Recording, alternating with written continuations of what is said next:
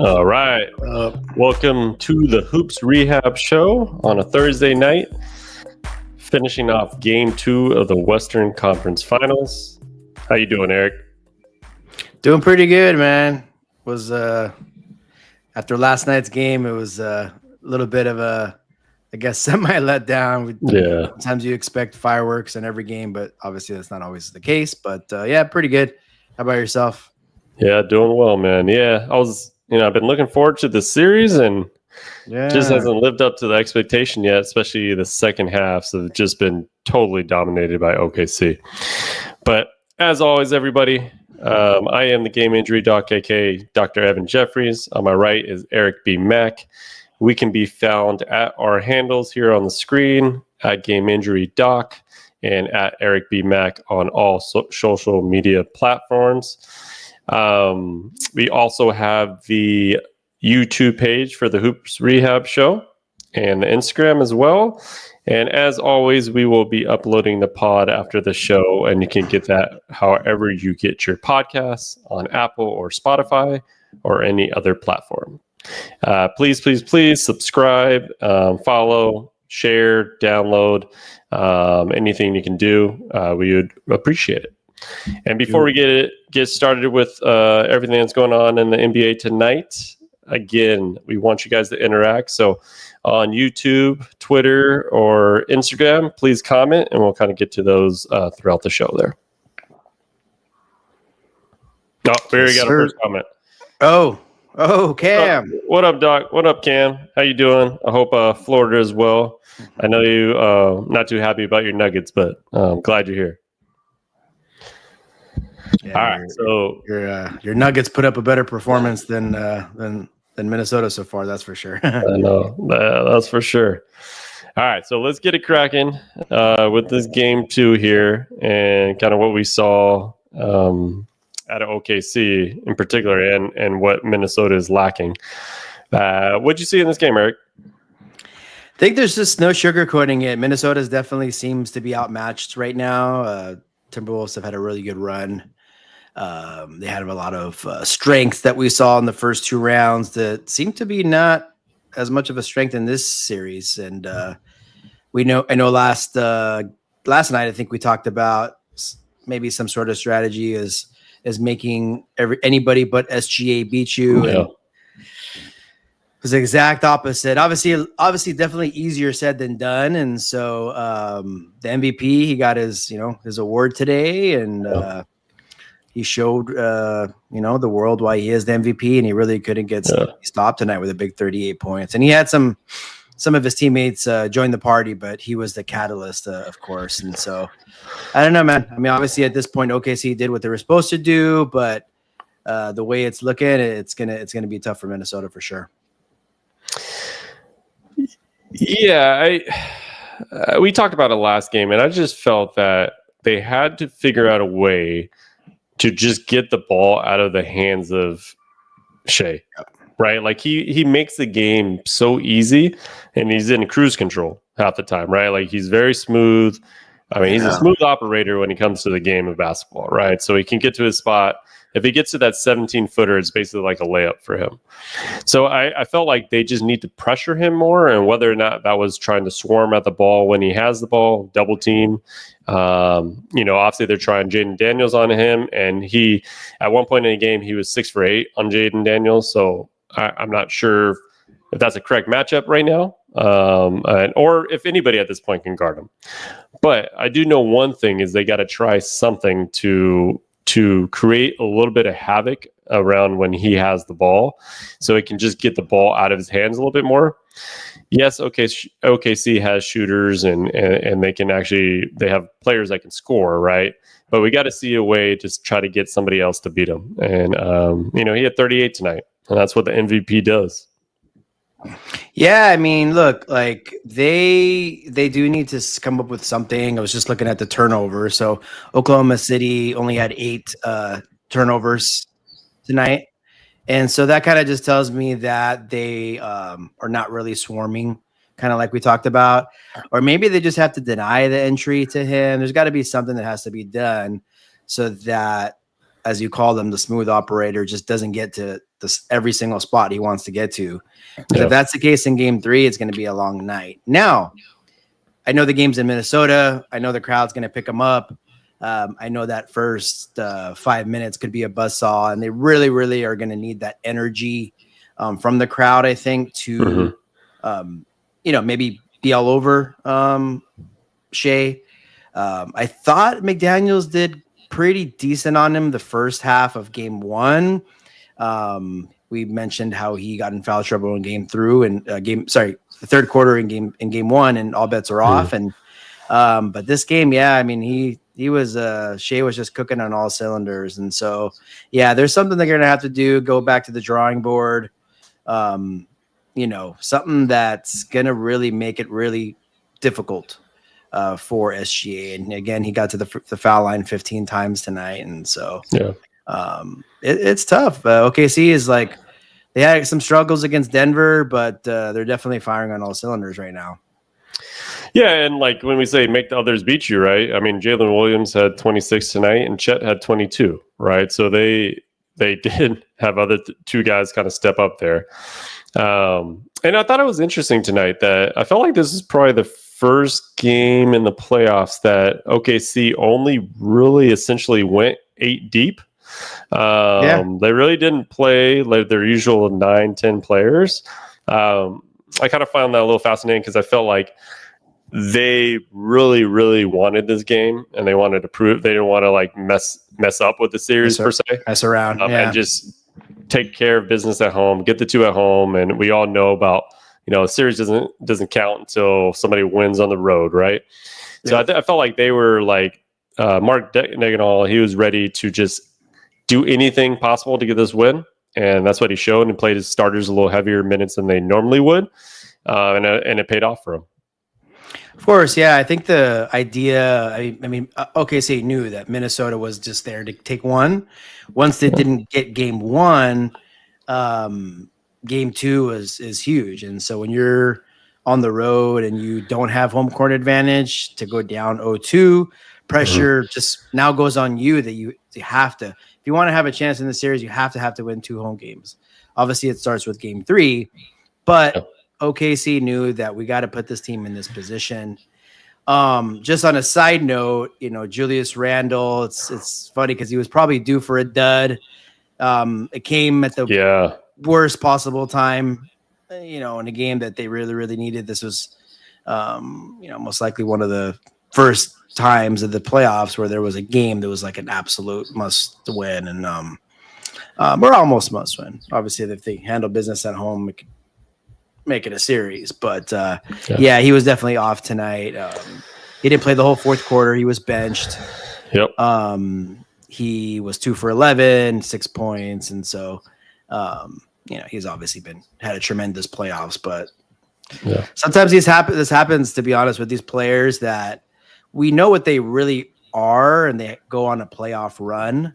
And sometimes you don't want to get too caught up on the playoff run versus like kind of what they really are. And so we'll give them a pass for one game. We're going to, as far as Minnesota goes, they're going to really, really need him in the next game. I don't know. Did you see anything different with him? I felt like he missed some easy buckets, right? He had a lot of shots in the paint, and he still was just missing them. So I think he just had one of those off nights that I would say we've seen this from Julius Randle, where he kind of gets quiet and he has games like this. He just had an exceptional playoffs where it's been like every night where he's averaging 22, 23. And he's been pretty solid for them. So I wouldn't really, chalk it up as a bad game, but it's definitely a bad time to have it. I think one thing Minnesota is going to need to figure out is just the 2 holes that they have in their starting lineup is Rudy Gobert right now and Mike Conley.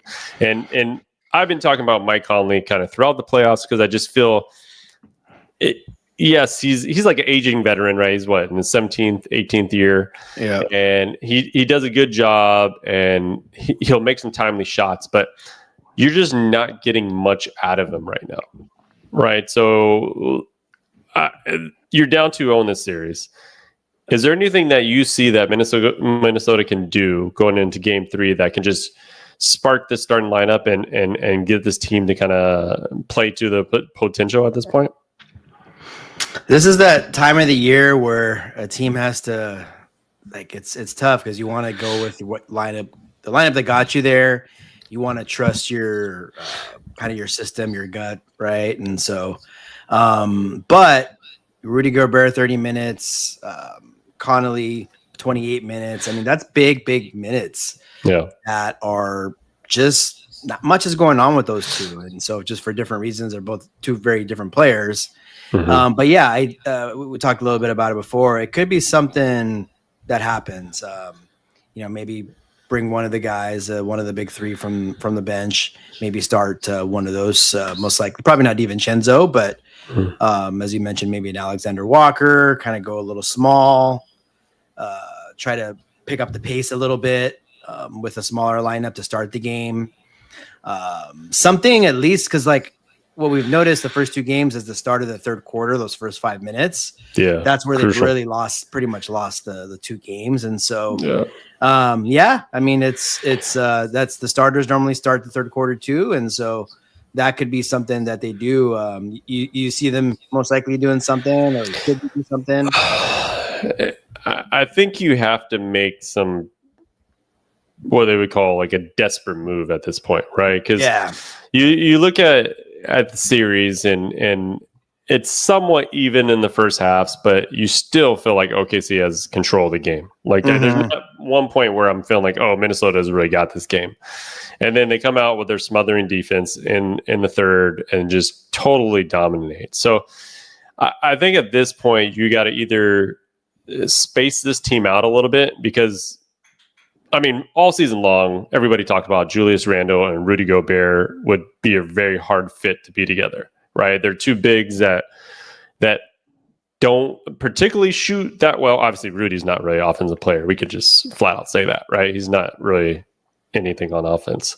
And then Julius Randle is a streaky shooter, right? Yeah, you can hit the three sometimes, but there's times where we have games like this where he's just not that effective with his jump shot.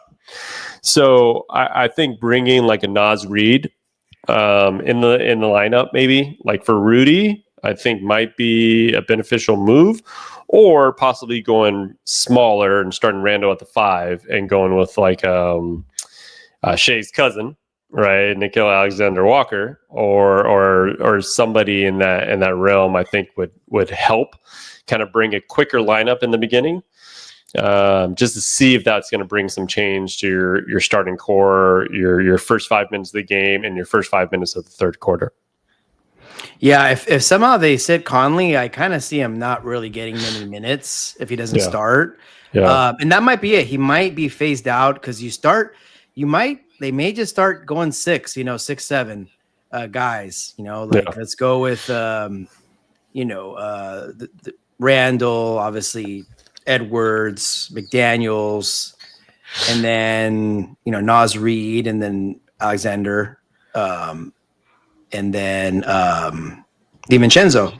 Yeah, and you may just want to go with those guys and kind of see if that changes something, because they're going to need obviously to win Game 3, and they can't do it after being down 0-3. You can't go 0-3 and then start making all these changes because it's a little too late. And so I think it's like you may have to shrink that.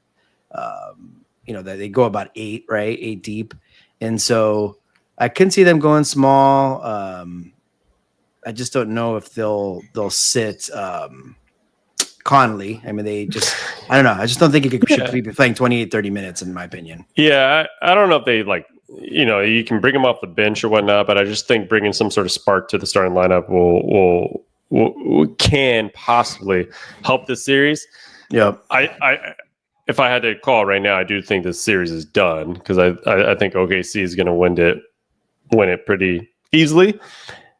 I just want to see Minnesota give that last ditch effort, because you know what Edwards is capable of. He can create, he can have one of those 40-point games. And Julius Randle's had some good games. So I think both of those you can kind of count on for game 3. You just have to have a spark, right? You have to get like a 20 out of Naz Reeves. You got to have to get a 20 out of Dante, Nicole Alexander. Any of those players have to have like that third player to help you out. So I just feel they just need to make a change kind of moving forward and see if that can get them going. But OKC is probably one of the best defensive teams I've seen in a long time as far as how well they play on defense. Oh yeah, they're amazing. They're the one seed, they're the best team all year for a reason. And so I hope Minnesota gets game 3 just to make, hey, you know what? Game 4 is like, if they can win, then game 4, then we have a series. And then if not, then, maybe it's over in 5. But I think we talked a lot about going into the playoffs where, again, 76 out of 78 NBA champs have been a 1, 2, or 3 seed. Mm-hmm. And honestly, we still don't know if it's going to happen, but the cream usually rises to the top. Yes. And so there's been, I could probably name a handful. There's Dallas last year. There's often a bottom of the pack, playoff team that advances, or somebody we're not really expecting to advance, and they have a good first couple of rounds. And then like Dallas facing Boston last year in the finals, or Minnesota potentially this year against OKC, where you finally kind of meet your match, and that kind of aura or whatever you have that gets you there, it fizzles out. Miami getting to the finals a couple times, the last like 5 years. And so historically in the NBA, we've seen that. We've seen teams advance to a conference final or even finals, but it's just the top teams, they go through a tough round. I mean, us as Laker fans, I know there's so many instances where I can talk about a series that Lakers had a real challenge in, and It's not necessarily always towards the end. It could be in the beginning, in the middle. I would say OKC's toughest challenge will be Denver when it's all said and done. Sure. And so that's kind of the landscape of the playoffs. It never fails to kind of follow that same path, and that's just something that I was thinking about tonight. Yeah, most definitely.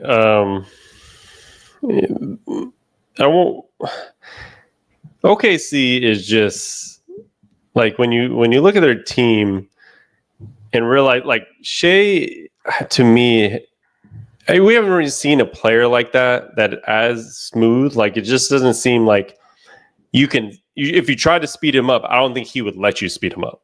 No. Right? Like, he's just like in his own element and in his own zone. So type of defense maybe they can run against them, whether they're trying to run a little bit of zone or something to throw them off a little bit, or maybe in doing more of a 3-2 zone where you got 3 bigs up in the top to just kind of throw him off, I think might be a possibility, just to see if that can affect them somehow, some way, right? Because you got to do anything and everything at this point to see if you can have a chance in this series. Yeah, look, like we're not reinventing the wheel here. I realize, I'm sure throughout the season, a lot of teams have focused on trying to stop Shai and throw different things at him, and so he's probably seen it all, and he knows that what we're saying. He knows that Minnesota's thinking that, and so I think it's just going to be, like you said, maybe throwing in a zone, throwing in a couple wrinkles. I mean, or like OKC, they really, every time down the floor, it feels like there's something different about their defense, and so they never show you the same thing over and over again. Yeah. I kind of starting to think like they gotta, even though 118-103 is semi-high scoring affair, but I think Minnesota is almost has to kind of. That's why we're talking about switching the lineup. They almost have to go into it like, hey, we just got to outscore these guys. Yeah. And it's not in their nature. They're kind of, even though they were top 10, the only team rated on offense and defense in the top 10 was Minnesota. So they definitely have some firepower. But that's kind of what I'm thinking is like, sure, they're going to have to come up with some defensive strategy, but they're going to have to score easy baskets. I was talking about that after game 1. Still didn't see a ton of it tonight. Figure out a way to get easy baskets, and it might be taking out that big ass Gobert who just clogs the lane. I was calling him a Hall of Famer 2 nights ago. And how many points did I say he needed to get tonight? 10 spot. 10. How much did he have at halftime? 0. And then, I mean, he got a couple easy baskets. He had 5 total in the game. But it just, to me, that's, if you're not getting anything out of him, and defensively, he wasn't really stopping Chet. Chet was dunking on people. Like, it wasn't like he was stopping really anything in the lane tonight. No. So at that point, you gotta make a decision and say, hey, we got to create some offense here. We know that OKC has a great defense, and we can't just have somebody out there that's such a liability. And I think at this point, you just have to make that move to allow like a Naz Reid to play a little bit more in the series, to stretch that 5 position out, so you can kind of suck some of their defenders out of the paint and allow at least some free motion in the game. Because I just think he just clogs the paint, which clogs the defenders. You got Hartenstein down there, you got Chet in there, and Randall's not always a threat from 3. So I just think they need to spread out the floor a little bit and bring some of those faster, younger players in the game to do that. I wanted to get to, unless you had something to say right there. No, we're good. Yeah, let's see a couple comments out there. I want to get to one of the comments here by Hot Spot Casino. People call Shai a foul merchant, but what Shai is doing is smart. The reason why it's smart is because game 1 against Minnesota started on an 8-0 lead, and Shai drew fouls to stop the flow of the game. So let's get a little bit to the whole Shai and being a foul merchant, and is he getting calls by the ref and all that stuff. So I agree with that comment where, that is one of the advantages of players like this. I remember Harden would do it for years, is you stop the flow of the game, which is if a team is making runs, the team's doing this, and you're creating like these fouls, it does pause the game a little bit, right? Like if somebody has a little bit of momentum and you're able to draw some fouls, that helps, right? So that was a good point. I like that point with it. Now I think he is creating contact and getting calls. Like I think he's aggressive in that nature. I don't think the refs are just purposely giving him fouls, right? It's like the more aggressive you are, usually with leading scorers that score at least 30 points per game, they're pretty damn aggressive and they get to the damn free throw line. So that's nothing new, right? So I don't really believe in this whole foul merchant business. What about you? We talked about it last show. It was a topic of ours, how we talked about historically as far as other MVPs. It's not even close. He's not even like top 20 in terms of free throw attempts a game. I doubt to start the season we didn't have like a meeting of the NBA officials and they were like, what's the season going to look like? You know what? I like that kid out in Oklahoma City. Let's make sure he gets to the foul line a lot. And so I get it. It could be very frustrating.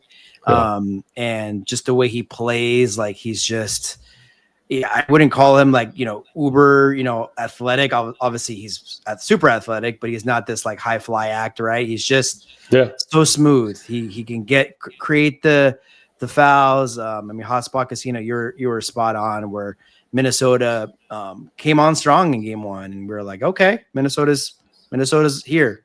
It's going to be a long series. And then a couple fouls later, it slows things down, throws Minnesota off their game. He has shot 29 free throws first 2 games. And so that is just going to be throwing ammo and obviously into the fire for those SGA merchant talks. But if you kind of watch the games, like, sure, there's going to be a couple here and there that he's going to get, but he's a superstar. He's an MVP. He's going to get some calls. Let's just be honest. It's just going to happen. And so, don't hate the player, hate the game. Spot on, Eric. And don't hate his game either, I guess, because he's balling out there. Yeah, I mean, in your opinion, is he? I mean, I heard some discussions about this, but is Shai a top 5 player in this league? I mean, you're like if your argument that he's not, this is probably not the time to do it, right? Yeah. He's just the night that he gets his MVP and he puts up 38 to put his team up 2-0 in the conference finals. Like, I mean, we could discuss it. I mean, is there four guys? I just heard Doug Gottlieb talk about how he won MVP, but he's not a top 5 player. Okay, and so I'm trying to think of the guy. I know we get into some, recency bias and all that stuff, and we do. Yeah, we gotta like. If I'm gonna kind of calculate it, right? I still would put Joker up there, right? As he's ahead probably of him, probably one-ish, right? Him and Giannis, that's 2. Who are you going 3? Let me look here. Are we comfortable with Luka? Or are we? Let's see here. I'm just going through the teams here. OKC, nobody on Houston. I mean, I don't know.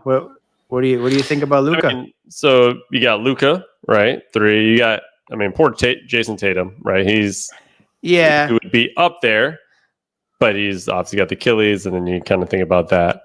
I'm still putting Steph, top 5. So if I got Joker, Giannis, Steph, Luka, and then Shai for me would round up my top 5.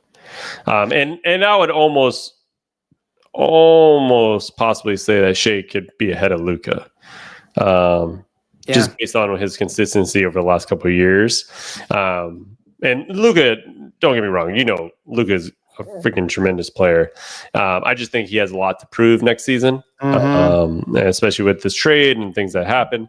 So I think going into even next season, he might be out of the top 5 just based on kind of how everything transpired with the Lakers, with Dallas, talking about his weight, his conditioning, all that type of stuff, right? So what you're going to get out of Shai. He's consistent. Or he said in that interview, everything I do is consistent, right? So you're going to always get that same type of player, Mr. Automatic right there.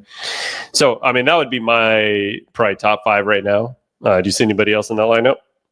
With what the discussion we're having, I don't think you could definitively say he's not in the top 5 because there was not 5 guys that we were like, oh, absolutely, he's ahead of them. No.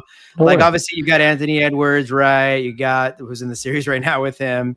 We got over in the other series, we got Jalen Brunson, who obviously was never really been known as a top 5. He's definitely a star right now. And so, just thinking I'm trying to think of anybody that's like didn't make the playoffs. Obviously Joel Embiid. Not gonna be in the top 5. Yeah, we can't put him up there right now. LeBron, obviously LeBron's amazing, but you can't put him in the top 5. KD's not in the top 5 anymore. It's official. I think that would say he's top 5. Shai's definitely a top 5 player in this, and probably top 4. Yeah, but say maybe 3 or 4. Down. Yeah.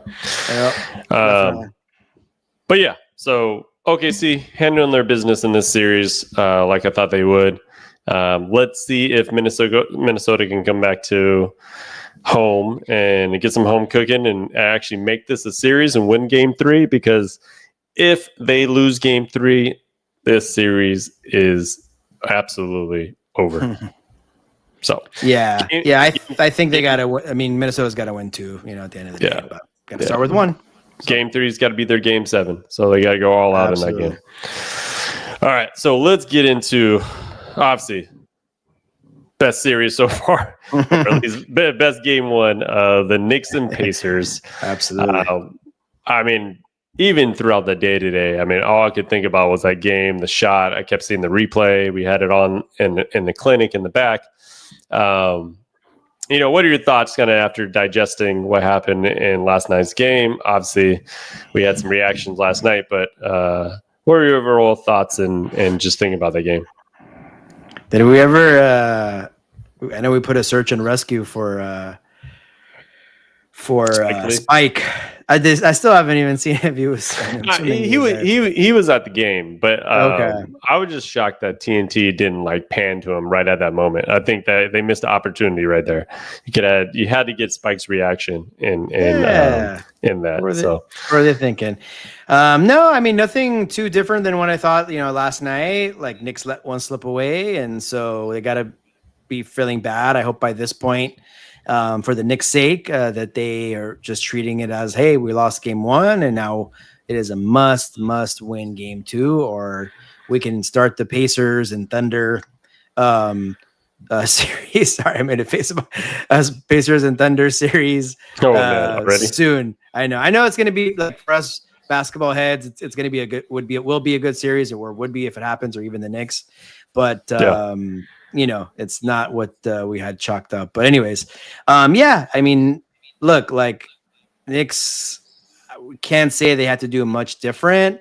I'm sure there's some spots that they have to kind of really take care of in terms of like making sure that they are in control of the pace of the game. Mm-hmm. And so that's what I'll be looking for tomorrow. If it's high scoring, if it's kind of close, if the Knicks are up 10 with like 2 minutes left, I'm going to still be kind of nervous for the Knicks. So I mean, kind of gonna have to get a little bit of what we saw with Jalen Brunson leading the way and some of his others picking their spots.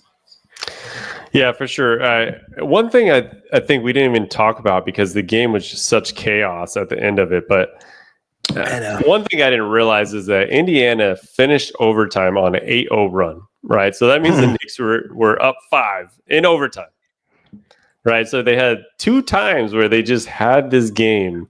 Wow. Not in the bag, but like you're in overtime.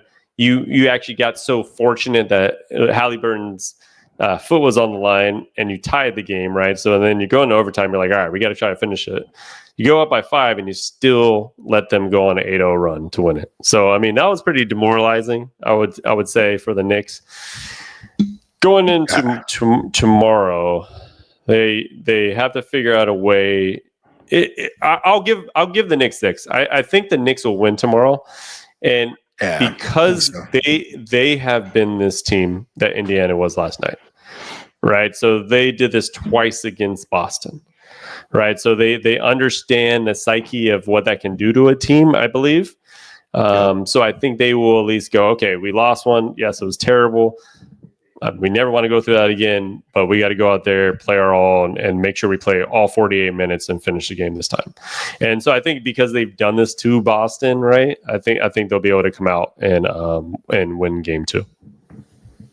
Yeah, like we project this to be a long series, and for that to happen, Knicks have to win game 2. And so it's just they had, again, going back to game 1, they really did everything they could to get it. And that's a little bit disheartening because they may not play as well. The Knicks may not play as well as they played in game 1. Yeah, you never know. It's possible. They really did play well, and until the last couple of minutes, like I've been saying. And so doesn't mean they have to play as well. I think they just have to hold the damn lead. They're going to have the crowd's going to be rocking. We know how it's going to be in NYC. They know they got to get this game. Indiana, you know what? They've shown that they don't settle for one game. They're not satisfied for one. So the Knicks are going to have to earn it. And I believe they will. I think Knicks will handle business. I don't think we'll see the theatrics of last night. And so, just hoping that they do. And hopefully it's 1-1 going into Indiana, where that's going to be tough. So we'll see.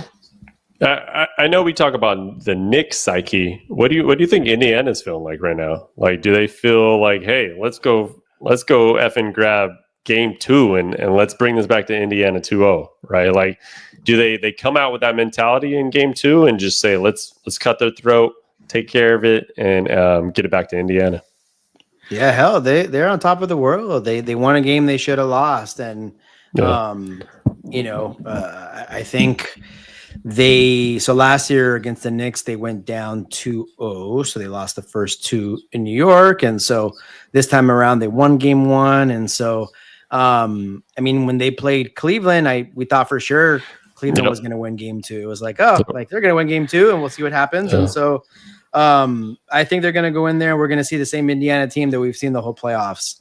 Yep. And that's why I say, Knicks are going to have to earn it. It's not going to be one of these, like, I don't think they're going to have a stinker. And don't see it being a blowout or anything, but I do see, it being semi-comfortable at the end and Knicks prevailing. But Don't count out the Pacers. That's all I got to say. Yeah, I mean, they've started the last two series 2-0, right? So, and that was going to Cleveland and winning 2, I think, was the most impressive. Yeah. So we can't put it past them. I mean, it's not going to be an easy game, but if the Knicks lose a second game in New York, those streets of New York are just going to be, I mean, either the saddest streets or chaos. One of the two.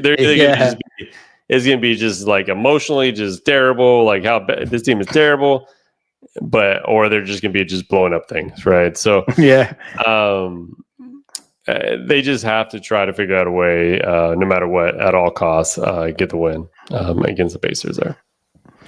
Yeah, I wasn't in New York last night. Obviously, I didn't see too much, but I would imagine yesterday was a little bit more somber, and probably shell-shocked on how they lost. Yeah. But yeah, if they lose a game 2 outright, like, oh man, we could see the opposite of what we've been seeing. We could see craziness, but maybe the type of craziness that we don't like. So, it's one of these series that it's ultimate toss-up series, and when it's like that, you usually go blow for blow, and so we'll see if that ends up being the case for this one too.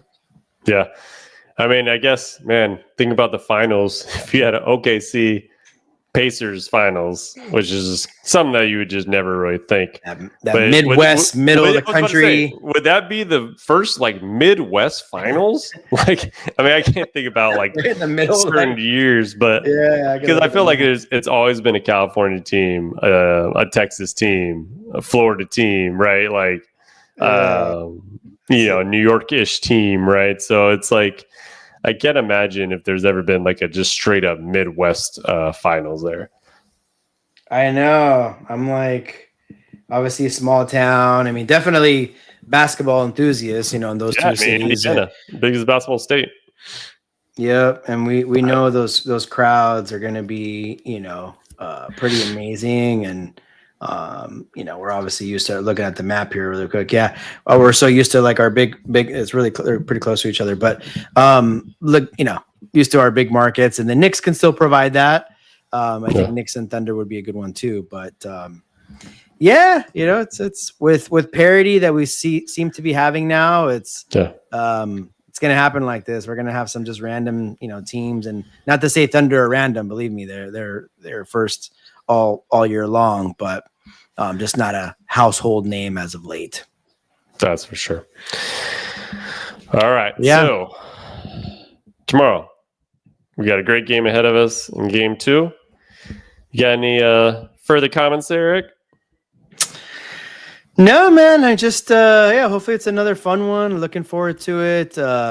Obviously some of these games are all not going to be, down to the wire last minute, but you kind of hope more of them are like that. We're not going to most likely get a game like we did last night, but you just always ask for like the last minute to be competitive, and it'd be really anyone's game. From a fan that is just a fan of basketball and not a fan in particular any of these 4 teams that we want to see, and hopefully we get that the next couple of games with Minnesota and the Thunder, and then of course with New York and Indiana. But other than that, I'll just be tuning in tomorrow night. All right. So as always, everybody, we will be uploading the pod. So if you missed this live show, go ahead and download that and follow us on Apple or Spotify. But until then, the Hoops Rehab team is out, and we'll be back with our reactions after game 2. Peace out, everybody. Ciao, guys.